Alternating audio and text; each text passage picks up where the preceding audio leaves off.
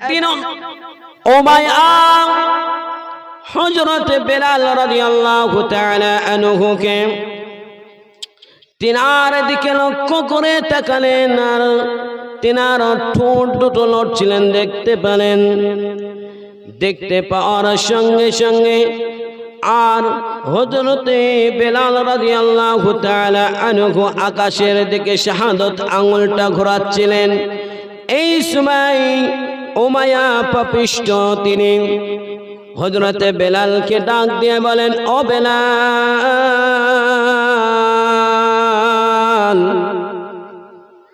তুমি দুটো ঠোঁট কেন, জবানগুলো কেন তোমার লড়ছিল বলো?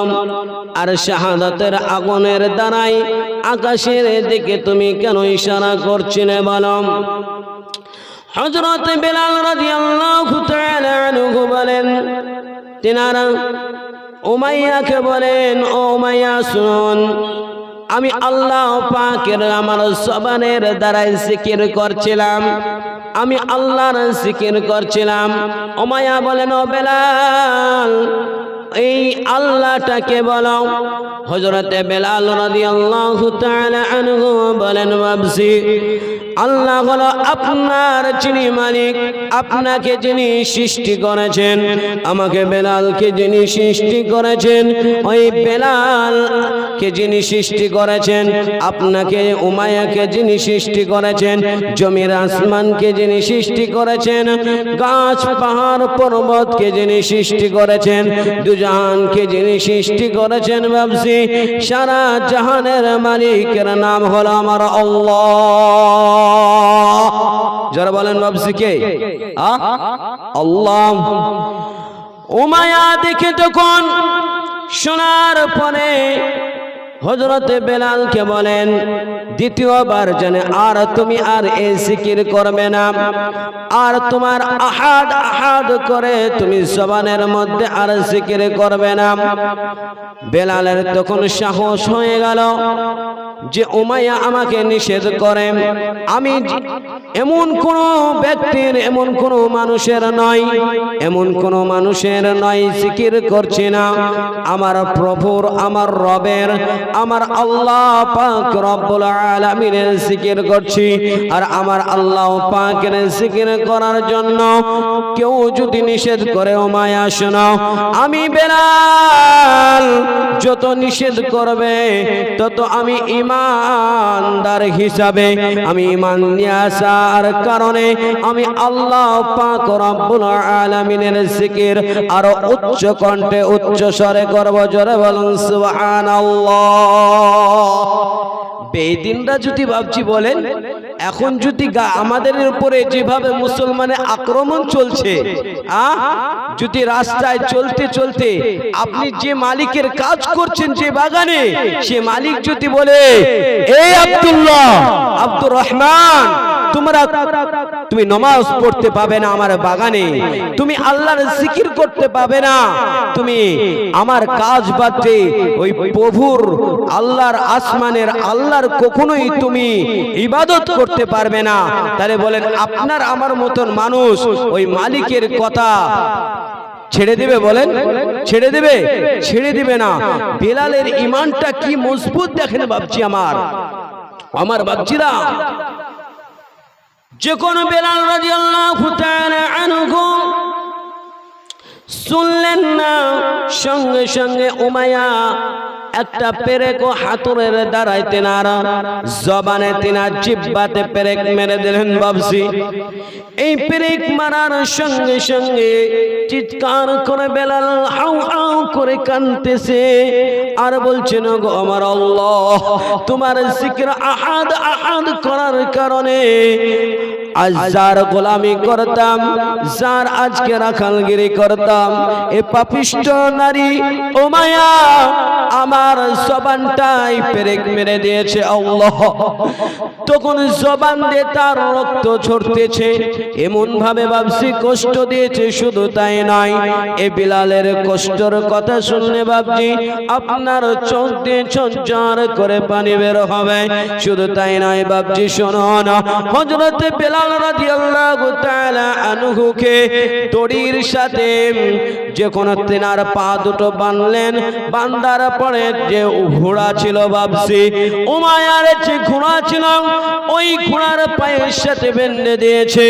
মরুর ভিতরে গরম বালুর মধ্যে ওই ঘোড়া যখন ছেড়ে দেওয়া হয়েছে বাপজি, এমন দ্রুত টক টক টক টক টক টক করে ঘোড়া যখন ছুটতেছে, ওই ঘোড়া যখন ছুটতেছে, ওই হযরত বেলাল রাদিয়াল্লাহু তাআলা আনহুর দেহ মুবারকটা শরীরখানা গরম বালুতে বাপজি তার ফুসকায় তার পরিণত হয়েছে।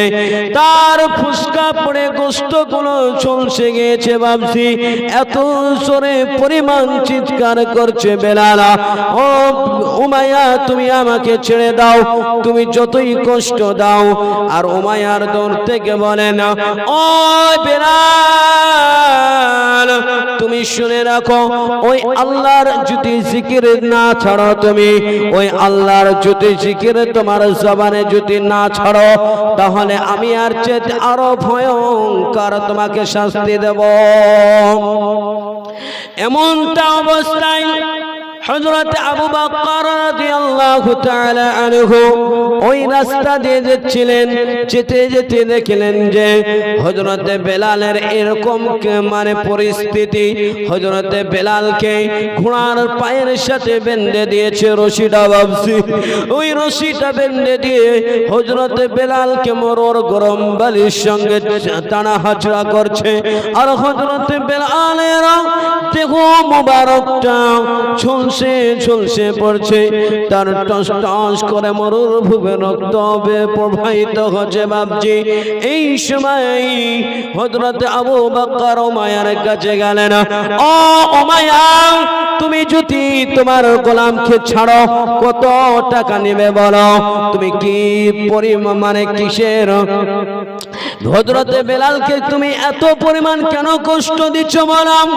তখন উমাইয়া আবু বকর রাদিয়াল্লাহু তাআলা আনহুকে বলেন, ও মুহাম্মদের সৈন্যরা তোমরা শুনে নাও, ও আল্লাহর বান্দারা তোমরা শুনে নাও, ও রাসূলের তোমরা মুহাম্মদের সৈন্যরা তোমরা শুনে নাও।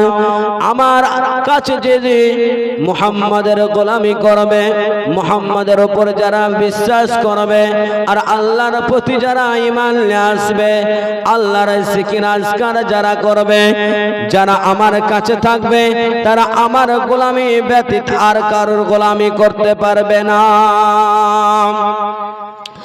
হযরত আবু বকর জিজ্ঞাসা করল, ও উমাইয়া এই বেলালকে আমি ছাড়ে নিয়ে যেতে চাই, এই বেলালকে তুমি ছাড়বে কিনা বলো, এই বেলালকে তুমি ছাড়বে কিনা বলো। উমাইয়া বলেন, ছাড়বো, কিন্তু একটা শর্ত রয়েছে।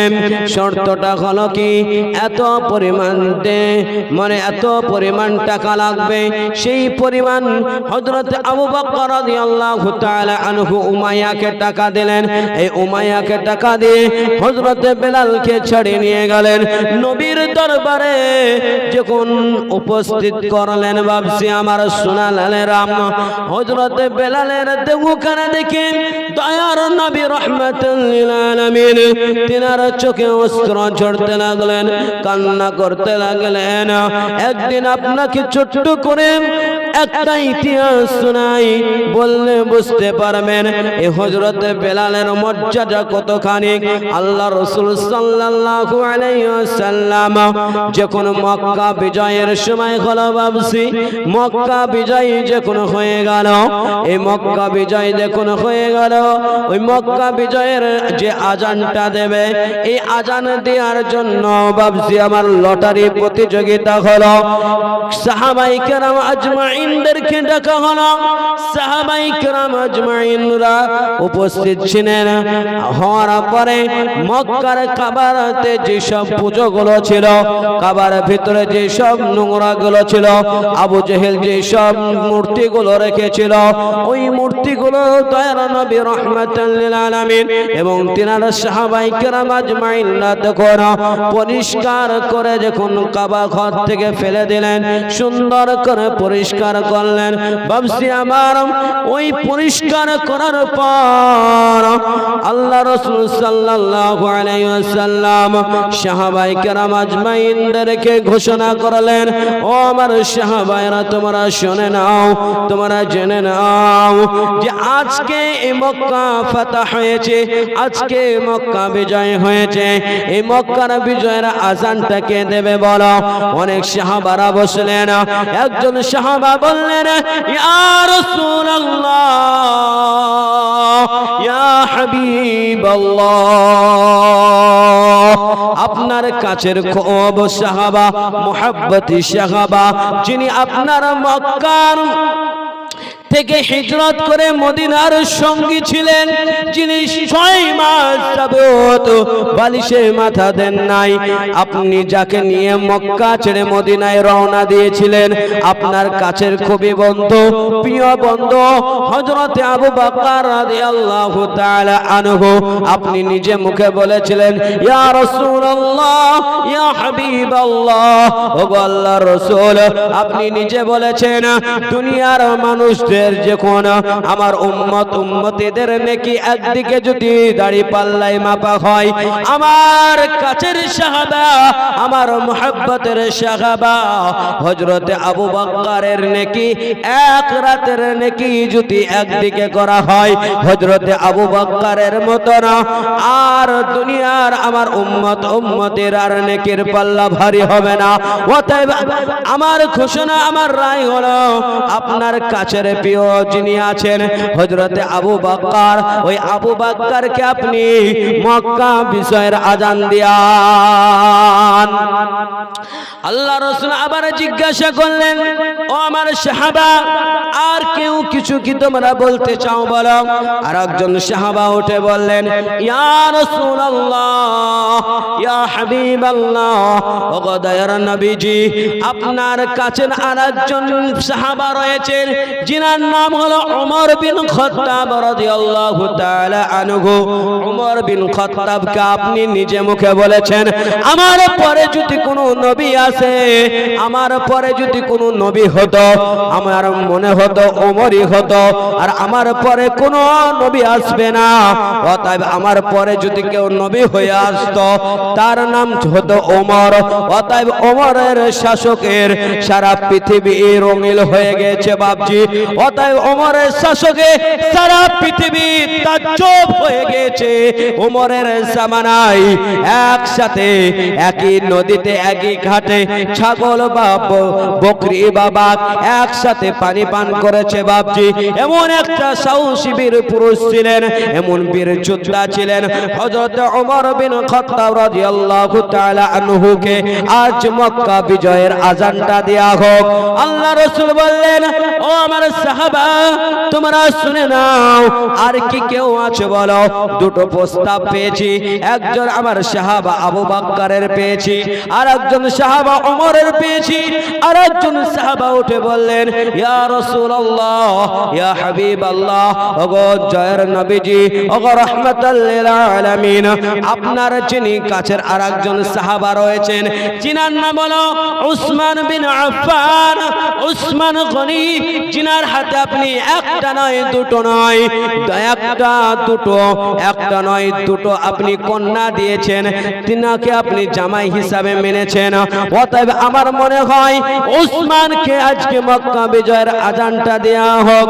আর একজন সাহাবাকে আল্লাহ রাসূল জিজ্ঞাসা করলেন, ও আমার সাহাবা, তোমরা শুনে নাও যে আজকে বিজয়ের আযান কে দিবে, আর কি তোমরা কেউ বলবে বলে? আর একজন উঠে বললেন, ইয়া রাসূলুল্লাহ, ইয়া হাবিবাল্লাহ, আপনি নিজে মুখে বলেছেন আপনি ইলমের হলো, আপনি হলো নহর, আর আলী রাদিয়াল্লাহু তাআলা হলো ইলমের দরজা।